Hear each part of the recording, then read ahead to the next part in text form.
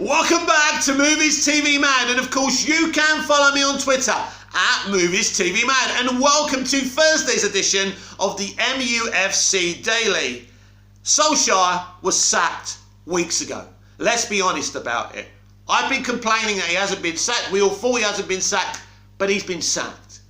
Basically, they've sacked him and said, you're gone at the end of the season, mate. Unless you win a trophy, you're gone. Unless you do something, you are gone. We are now making plans, tentatively, to replace you.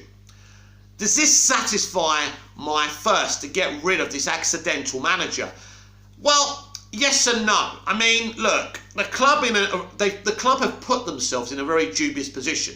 Extending the guy's contract, I mean, it's done. You saw he was incapable before. I mean, what we're seeing now is incompetence of another level. But there could be a situation where he's so bad and the results continue to come in inconsistently. I mean, I believe we will be Watford 3-0 this weekend. I think it's a game we can win and everyone will be celebrating and think Ollie's at the wheel again. I don't agree. He'll do well away from home and he'll keep on doing badly at home because he's a counter-attacking defensive manager and his tactics kind of work away, but they won't work at home. They never will, unless he's playing a very, very weak side as an opponent. So, I think he's already been tentatively sacked. I don't think this is a rubber-stamped sacking. I think he's been told in no uncertain terms, win a trophy or get out. Look, mate, we bought Sancho, Varane, Ronaldo, for Christ's sake. There's no excuses for you anymore. Last year we took your bullshit because at the end of the day we didn't give you as much money as you needed and wanted. You wanted Sancho last year, you didn't get him.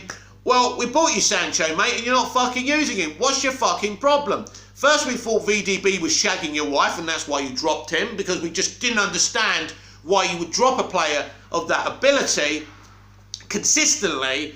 So he's been maybe not necessarily fired, but definitely told, win a trophy or get the fuck out. So people keep on saying he'll finish top 4 and he'll keep his job. No. He's now in a situation in his third season where everyone wants a trophy and we don't care what that trophy is. He's got the players to win the Champions League. He probably hasn't, he hasn't got the ability to win the Champions League. I hope this is a receipt that embarrasses me and in fact he does go and win the Champions League. I don't think he's got what it takes to win the Premier League. Again, I hope I'm proven wrong. We could win the FA Cup. We're out of the League Cup, of course. And more than likely, we'll probably end up in the Europa Cup again. But anyway, so he has to win a trophy.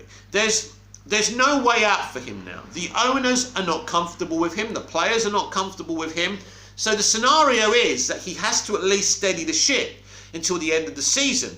Because if he doesn't and we end up mid-table, listen, from the moment it's mathematically impossible for him to finish in the top 4, he's gone anyway, right? If he's out of all the competitions, right? So if he can't get into the top 4, but he's still in the Champions League, he can still win it, they're not going to sack him. This is the way it's going to go, right? So once he mathematically can't get into the top 4 and he can't win a trophy, he's gone. He's out. This is what they're waiting for. They're going to do to him what they did to David Moyes. Now, if he finishes in the top 4 and doesn't win a trophy, I believe they will still sack him because basically they can't deal with kind of the toxicity coming from the fandom. The toxicity is understandable. It's coming from me as well. I'm not just labelling it at you lot. It's coming from everywhere, and quite right. Because Manchester United, for me, as I've said before, it's not about trophies. Of course I want to win trophies. I'm not going to fucking lie. It's about the style of football we play. I want to be excited again.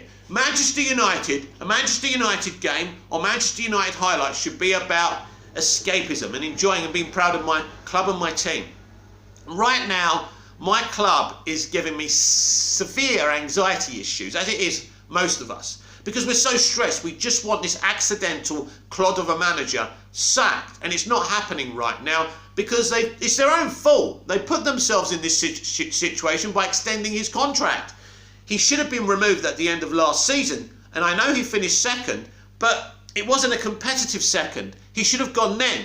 It was clear then he wasn't good enough to be our manager, and we all knew it. Everyone's in denial wanting to protect this man because he's a former player. But what he did as a player is irrelevant. He's now the Manchester United manager. But he's only the Manchester United manager in name only. He's literally just a shop boy. This man needs to be removed as soon as possible. So obviously they're just going to wait until we can't achieve anything this year, then sack him. What I don't understand is, obviously Brendan Rodgers is definitely their top target. Apparently Zinedine Zidane has turned them down. I don't know about that, or he certainly said he doesn't want a job until the end of the season. So maybe he could come in at the end of the season. So I think the two favourites right now are Brendan Rodgers, Zinedine Zidane, and Ten Hag. I think, is that how you say his name? I don't know how to say his name anyway.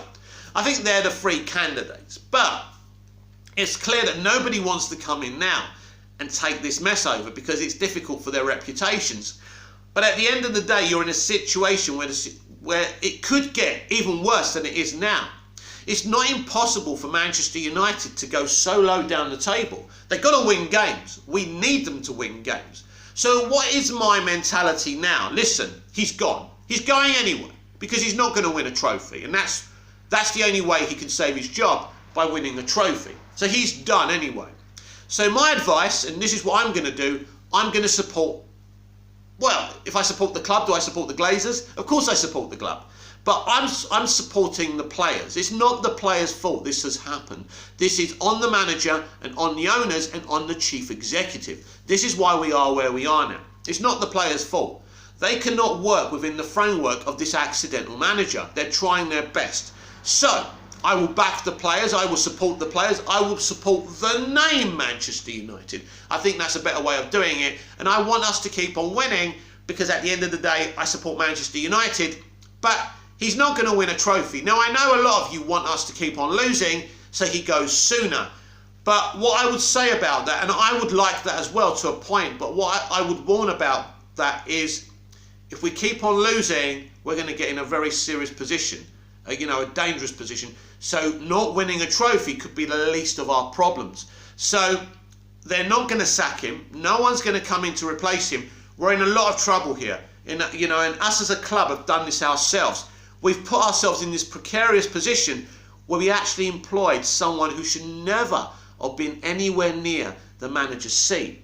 And I don't understand who thought, let's bring Ollie in. I never understood it. Even when he came as a caretaker, I was like, oh my God, why? It's the smiling assassin. Sorry, the babyface assassin. But at the end of the day, why would you do this? What kind of club are we? I mean, Ed Woodward had to make a statement to the shareholders, investors, or board of directors at Manchester United saying it's been an exciting season so far. What have you been watching? The treble season fucking review? What have you been watching? What's been exciting? Being thumped by Liverpool and not thumped, but embarrassed by Manchester City on our home fucking patch. Is that exciting to you, Ed? Are you a closet fucking Scouser, mate, or a City fan? Jesus Christ. They don't know anything about football. That's the thing that's mystifying to me. Now, a lot of people who work in business don't know about the thing they're running, but they're good at business and they let the people run the football who know about the football or whatever business they're running. The problem with these people is they like to get their hands and their noses into the footballing side. And this is where it's all gone wrong. Listen, I've said this before, I'll say it again. Get a great manager in, it doesn't matter how bad the ownership of the club is. But it's important to get the right person in, first and foremost. So at this moment in time, they have no plans in sacking him because no one's going to take the job and fix the mess that, United as a club and Solskjaer have created on their own. So we're kind of stuck with this manager. So even if he keeps on losing, it looks like it would have to be an astronomical disaster for him to be removed. And I think Brendan Rodgers could be persuaded to come in now, but it's not really what he wants to do. No one wants to take over this mess now. They want to get to the summer and build their own team and bring in their own stuff. It's difficult. But I think if it gets to a situation where it's so bad, I think Rodgers would have to come in, and I think that's probably the plan and what they've agreed on. And so, yes, Ole Gunnar Solskjaer looks like, unless there's a Titanic kind of a disaster, will remain as Manchester United manager. Unfortunately, it's going to be a very, very long, depressing season. This has been the MUFC Daily. I'm Nick, your host with the most. Just ask your girlfriends and your wives. Please like, share, comment, subscribe, hit the notification bell so you never miss this perfection. Well, it isn't for everyone after all, but a lot of women do like it. Anyway, please make sure you subscribe and you hit the notification bell and everything else, and I'll see you again tomorrow with even more MUFC Daily. Until then, goodbye.